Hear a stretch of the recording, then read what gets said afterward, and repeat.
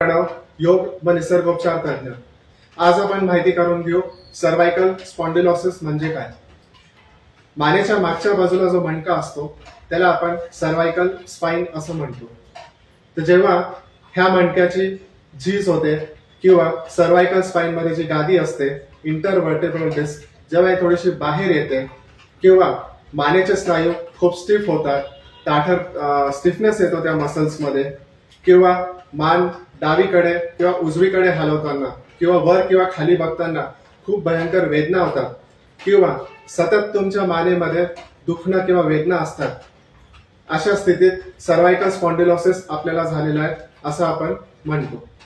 Cervical स्पॉन्डिलोसिसचे symptoms काय काय, तर सतत मानेमध्ये दुखणं किंवा मान डावीकडे किंवा एक्स्ट्रीम उजवीकडे वळवताना त्रास होणं, दुखणं. बऱ्याचदा सर्वायकल स्पॉन्डिलोसिस मध्ये हातामध्ये मुंग्या येणं किंवा हाताची जी स्ट्रेंथ आहे, ताकद आहे, ती सुद्धा कमी होऊन जाते. हे सगळे शॉर्ट मध्ये सिम्पटम्स आहेत. तर आपण बघू की सर्वायकल स्पॉन्डिलोसिस कशामुळे होतो. तर व्यायामाचा अभाव, व्यायाम न केल्यामुळे, मणक्याचे व्यायाम किंवा मानेचे व्यायाम न केल्यामुळे सर्वायकल स्पॉन्डिलोसिस होतो.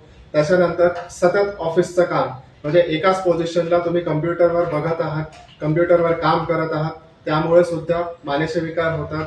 नंतर पोस्चर तुमचा चुकीचा असेल, म्हणजे तुम्ही मोबाईल वापरतायत, लॅपटॉपवर काम करत आहात आणि तुमची मानेची पोझिशन चुकीची असेल, बघायची जी पोझिशन चुकीची असेल, तरी सुद्धा तुम्हाला स्पॉन्डिलोसिस होऊ शकतं. त्याच्यानंतर तुमच्या झोपण्याच्या सुद्धा पद्धती जर चुकीच्या असतील किंवा बसण्याची पद्धत चुकीची असेल, तरी सुद्धा तुम्हाला स्पॉन्डिलोसिसचा त्रास उद्भवू शकतो. तर हे मी तुम्हाला शॉर्टमध्ये सर्वायकल स्पॉन्डिलोसिस बद्दल माहिती दिली आहे. Thank you for watching my video.